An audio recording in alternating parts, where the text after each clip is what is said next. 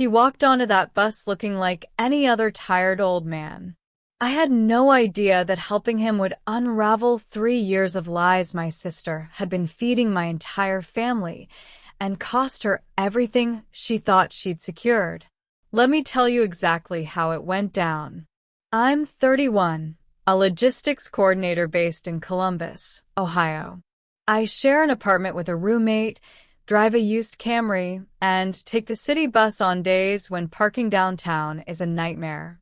I'm the kind of guy who grew up being told to keep the peace, stay out of drama, and be the bigger person. I followed that advice for years. This is the story of the last time I did. It was a Tuesday in November. Cold, gray, the kind of morning where everyone on the bus looks like they've already given up on the day. I was heading to a meeting downtown when an elderly man got on at the Broad Street stop.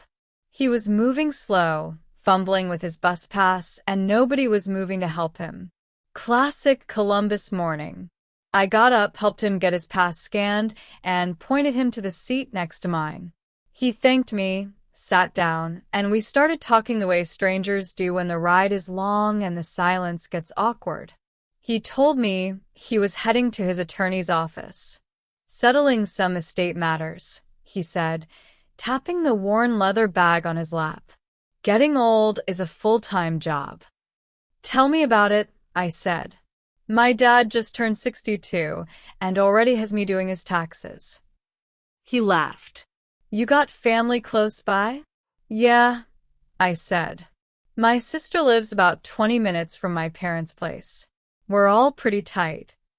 He nodded slowly and didn't say anything after that.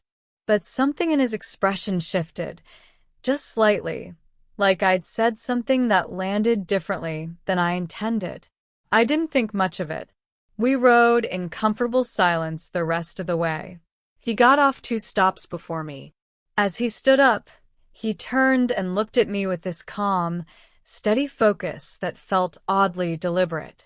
You seem like an honest young man, he said. Hold on to that. It's rarer than people think. I said thanks, assumed it was just old man wisdom, and went on with my day. Here's where I need to back up and give you some context because none of what happens next makes sense without it. My sister is 35. She's been living with our parents for the past 3 years, ever since her divorce. My parents are generous people, almost to a fault, and they welcome her back without conditions. No rent, covered utilities, the whole thing. They just wanted her to get back on her feet. The problem was she never really tried to get back on her feet. She worked part-time at a salon, spent heavily, and made herself indispensable around the house in ways that slowly shifted the dynamic. She started managing my parents' finances to help out. Started accompanying my dad to his doctor's appointments because mom can't drive at night. Started handling their mail. I noticed things felt different when I visited. My dad seemed quieter. My mom stopped mentioning the vacation they'd been planning for years, a trip to Portugal they'd been saving toward since I was in high school. When I asked my mom about it once, she just said, "Oh, we decided it wasn't the right time." My sister was standing in the kitchen doorway when she said that. She didn't say a word, but she was watching my mom's face with this tight, controlled expression that I filed away without fully understanding. That was 8 months before the bus ride. 2 days after I met the old man, I got a call from a number I didn't recognize. I almost didn't answer. Is this the young man who helped Walter onto the bus on Tuesday? The voice asked. Yeah, I said slowly. That was me. Is he okay? He's fine, the woman said. She introduced herself as his daughter. He talked about you when he got home. He said you were kind. And then he told me something that made me think I needed to call you. She paused. Your last name, did you say it on the bus? I don't think so, I said. But he asked where my family lived, and I mentioned the East Side. Another pause, longer this time. I think your sister may be someone we've been trying to locate, she said. We've been dealing with a situation involving a caregiver service. Someone matching her description has been named in a complaint we filed with our attorney last month. My stomach went cold. What kind of complaint? I asked. Financial exploitation, she said quietly. Of my father. I didn't say anything for a long moment. I was sitting at my kitchen table, and I remember staring at the grain of the wood like it could give me an answer.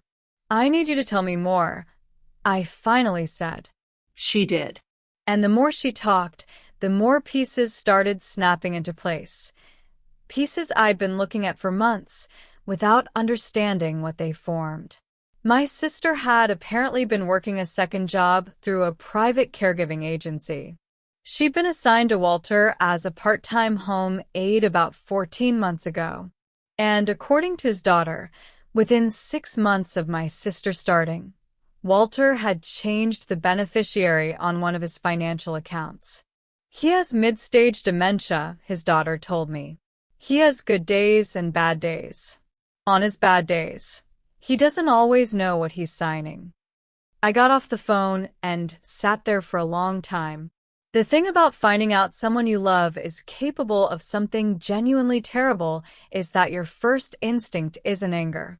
It's this strange, hollow disbelief, like the floor just dropped 2 inches, and you're waiting to see if it'll drop more. I called my cousin, who's a paralegal in Cincinnati. Not a lawyer, but close enough for a first conversation. Don't tip her off, he said immediately. Don't say anything to your parents yet either. You need to know what you're actually dealing with before you move anything. What do I do in the meantime?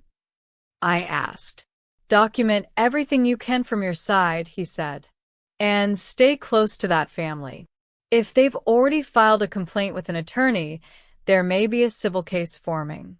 You might be a witness. The next 3 weeks were the most uncomfortable of my life. I visited my parents twice and acted completely normal. I sat across from my sister at the dinner table and passed her the salt and asked about her week. She talked about a client at the salon who'd complained about highlights. I nodded like I cared.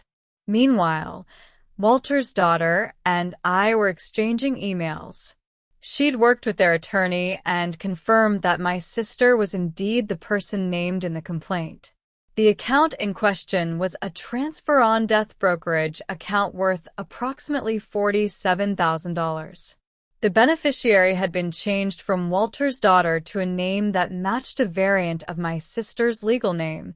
She used her middle name professionally. Under Ohio law, financial exploitation of an elderly or disabled adult is a felony. The case had been referred to the county prosecutor's office. Here's where my sister's first dirty trick surfaced. About 10 days into my silence, she called me out of nowhere. She almost never called me directly. We texted occasionally, but phone calls were rare. Hey, she said, voice totally casual. I've been thinking. Mom and Dad's anniversary is coming up. I want to do something nice for them. Maybe a weekend trip. I was thinking we could split the cost. She wanted money for me. For a trip. That she would plan and control. I'll think about it, I said. I was thinking we book it soon, she said. Before prices go up. I said I'll think about it. I repeated. There was a pause. You okay? You've seemed off lately. I'm fine, I said. Just busy. She let it go. But 3 days later, she called my mom and apparently told her that I seemed stressed and distant and that she was worried about me. My mom called me that evening, concerned. Your sister thinks something's bothering you, she said. Classic redirect. Make me the subject of concern so my parents' attention shifts to me instead of her. I told my mom I was fine, just working long hours, and steered the conversation somewhere else. The second dirty trick came fast. About a week later, my dad mentioned casually that my sister had suggested they update their wills. I kept my voice completely even. Oh yeah? What brought that up? She said she read an article about estate planning. My dad said. Thought it made sense to review everything. I called my paralegal cousin that night. She's trying to move fast, he said. If there's a case building against her and she thinks it might surface, she'd want to get something in writing legally before it does. Can she just do that? I asked. Have them change their wills while all this is happening? She can try, he said. But if it ever goes to court, a will change made under undue influence can be challenged. Especially if there's a pattern. The pattern. I was beginning to see it very clearly now. 2 weeks later, Walter's daughter called me again. The prosecutor's office had accepted the case. My sister would likely be contacted for questioning within the coming weeks. She asked if I was willing to provide a statement about my observations of my sister's behavior and the financial management she'd taken over at my parents' house. I said yes. Then she said something I wasn't expecting. There's something else, she said. When they reviewed my father's records, they found a second account. A joint account that was opened 14 months ago. The other account holder is listed as your sister. A joint account with a dementia patient, opened while she was his paid caregiver. How much? I asked. $11,400, she said. Most of it withdrawn in increments under $10,000. Under $10,000, structured to avoid automatic bank reporting flags. She'd known exactly what she was doing. The third dirty trick hit me personally. 2 days before I was scheduled to give my statement, my sister showed up at my apartment unannounced. I opened the door, and she was standing there with coffee and this tight smile that didn't reach her eyes. Can we talk? She said. I let her in because I needed to know what she knew. She sat down, wrapped her hands around her coffee cup, and looked at me with this carefully constructed expression of sisterly concern. I know about Walter, she said. I didn't move. His family has been spreading lies about me, she said. They're trying to blame me for decisions he made himself. He liked me. He trusted me. That's not a crime. What do you want? I said. I want you to stay out of it, she said. Don't get involved in something you don't understand. You could hurt Mom and Dad by dragging our family into this. I looked at her for a long moment. She was using my parents as a shield. Not because she cared about their feelings, but because she knew I did. You should leave, I said. Her expression cracked, just slightly. I'm your sister. I know, I said. That's why this hurts as much as it does. But you should still leave. She left. And 3 hours later, she called my mom and told her that I was planning to testify against the family to help strangers. My mom called me crying. My dad called me angry. My sister had framed the whole thing before I could get a word in. That night, I drove to my parents' house. I sat them both down at the kitchen table, and I told them everything. Not my suspicions. The documented facts. The account. The beneficiary change. The structured withdrawals. The timeline. My dad went completely silent. My mom kept shaking her head slowly. She told us she was just doing a little extra work on the side. My mom said quietly, I know, I said. She handles our bills, my dad said. He said it like a question. I know, I said again.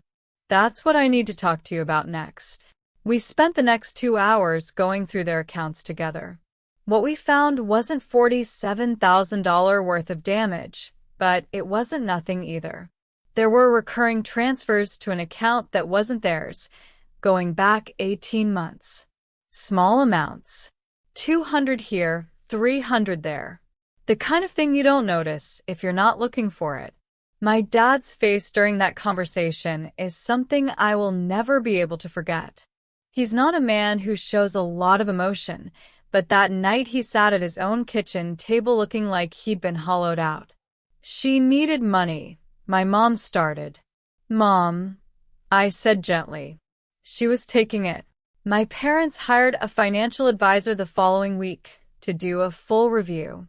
They also changed their banking passwords, removed my sister from any account she'd been added to, and called their own attorney about the will conversation. My sister, meanwhile, was escalating. She called me 4 times in 2 days. I didn't answer. She texted my cousin saying I was having a breakdown and making false accusations. She told her closest friend, who told everyone, that Walter's family had targeted her because she was the only caregiver who actually cared for him, and they were jealous of their relationship. That last one was so absurd, I almost respected the audacity. Almost. The statement I gave to the prosecutor's office was thorough. I brought documentation, screenshots of texts where my sister had mentioned Walter's appreciation, a card she'd shown me months ago that she said he'd written her, and my own account of the financial changes I'd observed at my parents' house. Walter's daughter submitted financial records, the account paperwork, and testimony from 2 other caregivers at the agency who'd raised internal concerns about my sister's relationship with Walter 6 months in. The agency had documentation too. They'd received a complaint from another client's family member who'd noticed my sister asking questions about estate planning during a shift. They hadn't acted on it quickly enough, but they had records. For weeks after I gave my statement, my sister was formally charged. Felony financial exploitation of a vulnerable adult under Ohio Revised Code 2913.02. Potential sentence, if convicted, up to 5 years. She called me when she got the charging notice. I picked up because I wanted to hear it directly. "You destroyed our family," she said. Her voice was shaking. "You built something rotten and called it a family," I said. "That's not on me." She hung up. That was the last time we spoke before the proceedings began. Here is where the revenge stopped being just legal and started being complete. My parents, once they understood the full picture, didn't quietly close the door. My dad is old school Ohio, the kind of man who takes betrayal as seriously as a physical threat. He contacted the salon where my sister worked and, without saying anything inflammatory, mentioned to the owner, who happened to be my dad's former coworker's wife, that he was dealing with some legal matters involving my sister and thought she should be aware. Within a week, my sister was let go. No income, living in my parents' house that she could no longer manipulate, and a felony charge moving toward trial. The estate attorney for Walter's family filed a concurrent civil suit seeking recovery of the $47,000 in the TOD account and the $11,400 in the joint account. Under Ohio law, victims of financial exploitation can seek triple damages in civil court under certain conditions. That's potentially a $174,000 civil judgment against her. With no job. Her public defender asked the prosecutor about a plea. The discussion was ongoing as of when I last heard, but the terms on the table involved full restitution, a guilty plea to a reduced charge, and probation with mandatory financial monitoring. There would be a permanent record. The Portugal trip, by the way, I looked back through my parents' accounts with the financial advisor. Over the span of 2 years, the total amount quietly redirected out of their household accounts came to just over $8,200. My parents had been saving for that trip for almost a decade. I booked the Portugal trip for them. 7 nights, Lisbon and Porto, flights included. I used my own savings, and I don't want any credit for it.